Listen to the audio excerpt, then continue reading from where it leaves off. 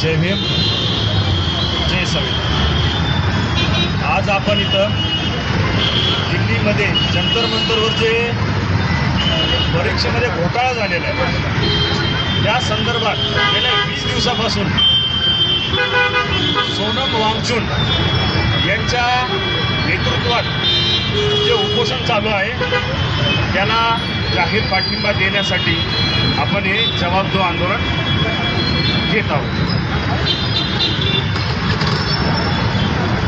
या आंदोलनाच्या पाठीमागचा उद्देश एकच आहे की सगळ्यांनी एकत्र आलं पाहिजे। त्याच्यामुळे समविचारी संघटनेच्या मार्फत हे आंदोलन केले येत आहे। आज तो माणूस 20 दिवस झालं उपाशी बसलेला आहे, पण देशातला एकही नागरिक जागा झाला नाही आणि हे केंद्र सरकारने बरोबर ओळखलं होतं। त्याच्यामुळं गेले 16-17 दिवस त्यांचं या आंदोलनाकडे लक्ष नव्हतं, काहीच नव्हतं।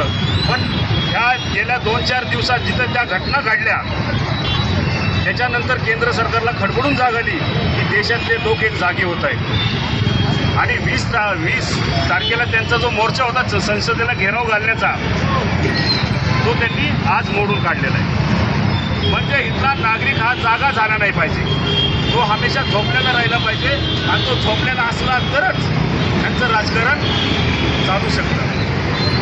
डॉक्टर बाबासाहेबांनी सांगितलं होतं शिक्षण हे वाघिणीचं दूध आहे आणि ते घेतल्यानंतर हा प्रत्येकजण हा गुरगुरणारच आणि इथल्या भ्रष्टाचारी यंत्रणेला, इथल्या भ्रष्टाचारी सरकारला इथल्या लोकांना शिक्षण घेऊ द्यायचं नाही। कारण त्यांनी शिक्षण घेतलं तर हे या अशा लोकांचे गुलाम होणार नाही।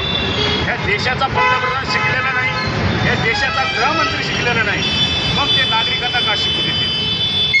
कारण ते जर शिकले तर ह्यांच्या मागे पळणार नाही। त्याच्यामुळे इथली व्यवस्था यांना प्रश्न ठेवायचे आहे, इथल्या लोकांना शिक्षण घेऊ द्यायचं नाही, यांना असंच अनपढ ठेवायचं आहे।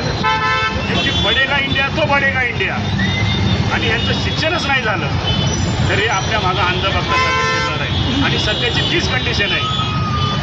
तिथलं कुठलं राजकीय आंदोलन नाही, पक्षासाठी आंदोलन नाही, विद्यार्थ्यांच्या भविष्यासाठी ते आंदोलन चालू आहे, तरी त्याला मनावा तसा प्रतिसाद भेटत नाही।